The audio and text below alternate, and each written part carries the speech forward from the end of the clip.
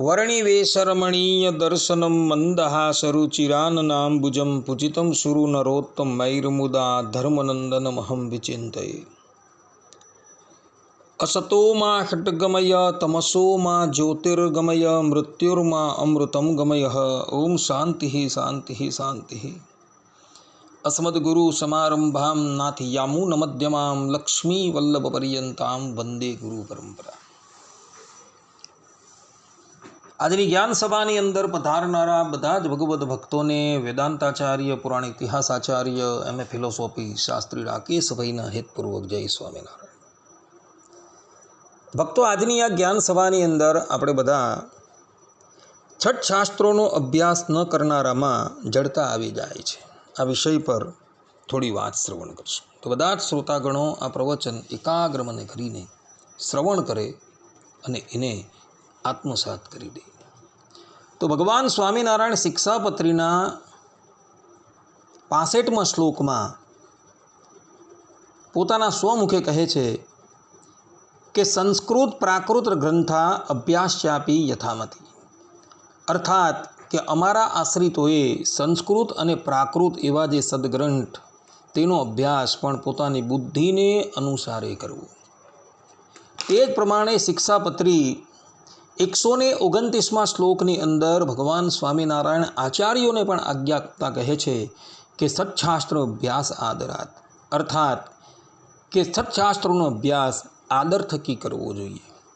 તે જ પ્રમાણે ભગવાન સ્વામિનારાયણ શિક્ષાપત્રીના 185મા શ્લોકની અંદર ત્યાગાશ્રમીઓને પણ આજ્ઞા આપતા કહે છે કે અભ્યાસો વેદશાસ્ત્રાણામ. અર્થાત કે તે નૈષ્ટિક બ્રહ્મચારી તેમણે વેદશાસ્ત્રોનો અભ્યાસ કરવો. આ પ્રમાણે ભગવાન સ્વામિનારાયણે સામાન્ય ધર્મની અંદર તથા વિશેષ ધર્મમાં પોતાના આશ્રિત સમસ્ત સત્સંગીઓને સટશાસ્ત્રોનો અભ્યાસ કરવાની આજ્ઞા આપી છે. સત્શાસ્ત્ર કોને કહેવાય?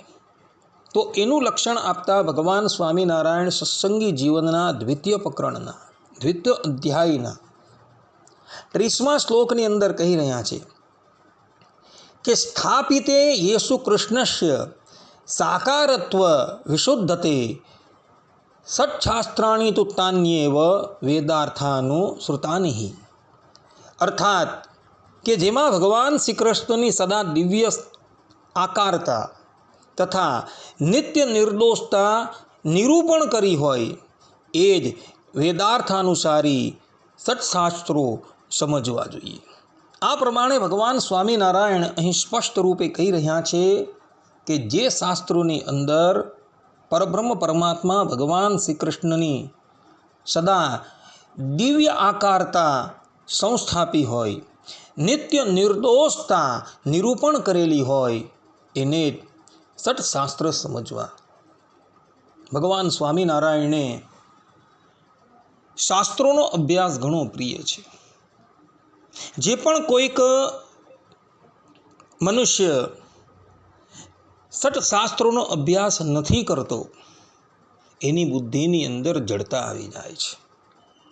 ભલે એ નિર્વિકલ્પ સમાધિને પણ પ્રાપ્ત કેમ ન થયો હોય, શાસ્ત્ર અભ્યાસથી જો એ વિમુખ થઈ જાય તો એની બુદ્ધિમાં પણ જડતા આવી જાય છે. એવું ભગવાન સ્વામિનારાયણ પોતાના સ્વમુખે સત્સંગી જીવનના દ્વિતીય પ્રકરણના દ્વિતીય અધ્યાયના 28 અને 29મા શ્લોકની અંદર કહી રહ્યા છે.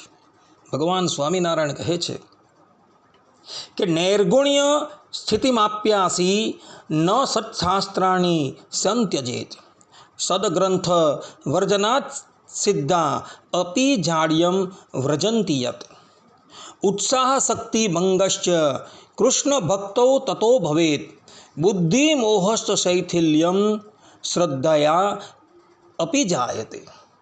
અર્થાત કે ગુણાતીતપણારૂપ નિર્ગુણ સ્થિતિ એટલે કે આત્મનિષ્ઠા પ્રાપ્ત થઈ હોય તથાપી સત્શાસ્ત્રના પરિશીલનનો પરિત્યાગ કરે નહીં.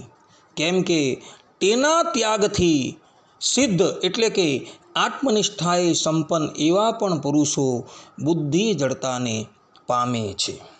જડતા પ્રાપ્ત થતાં શ્રી કૃષ્ણ ભક્તિમાં ઉત્સાહ શક્તિનો ભંગ, શ્રદ્ધાની શિથિલતા અને બુદ્ધિમાં મોહ આદિ સમગ્ર અશ્રય આવી પડે છે.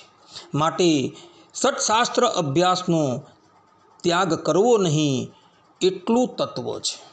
અહીં ભગવાન સ્વામિનારાયણે સ્પષ્ટ રૂપે કહેલું છે કે સિદ્ધ દશાને પ્રાપ્ત થઈ ગયેલો હોય અને એવો સિદ્ધ વ્યક્તિ પણ સટશાસ્ત્રોનો અભ્યાસ છોડી દે તો એની બુદ્ધિમાં પણ જડતા આવી જાય છે. એની બુદ્ધિ પણ મોહથી આચ્છાદિત થઈ જાય છે અને મોહથી આચ્છાદિત થઈ જતાં શ્રી કૃષ્ણમાં ભક્તિનો ઉત્સાહ ભંગ થઈ જાય છે, શ્રદ્ધાની શિથિલતા થઈ જાય છે અને એને લઈને મનુષ્યની અંદર દુર્ગુણોનો પ્રવેશ થઈ જાય છે. માટે ભક્તો, ભગવાન સ્વામિનારાયણે જે પ્રમાણે શિક્ષાપત્રીની અંદર આજ્ઞા આપી છે તે પ્રમાણે પોતાના અધિકાર પ્રમાણે સંસ્કૃત અને પ્રાકૃત પ્રબંધોનો અભ્યાસ અવશ્ય કરવો. ત્યાગી હોય, ગૃહી હોય કે આચાર્ય હોય, એ દરેક જણાએ સટશાસ્ત્રોનો અભ્યાસ કરવો જરૂરી છે. અન્યથા એની બુદ્ધિની અંદર પણ જડતા આવી જશે, કાર્ય અકાર્યનો વિવેક રહેશે નહીં. માટે ભગવાન સ્વામિનારાયણની આ આજ્ઞા જે છે એ દરેક જણા માનજો અને સટશાસ્ત્રોનો અભ્યાસ અવશ્ય કરજો. સટશાસ્ત્રોનો અભ્યાસ કરવો એ પણ ભગવદ આજ્ઞા છે. માટે બધા જ ભગવદ ભક્તો આ આજ્ઞા અવશ્ય પાળજો. આટલું કહીને હું મારા પ્રવચનને અહીં વિરામ આપું છું. સર્વે સંતુ નિરામયઃ, સર્વે સુખીનો ભવંતુ, સર્વે ભદ્રાણિ પશ્યન્તુ, મા કશ્ચિદ દુઃખ ભાગ ભવેત અસ્તુ. જય સ્વામિનારાયણ.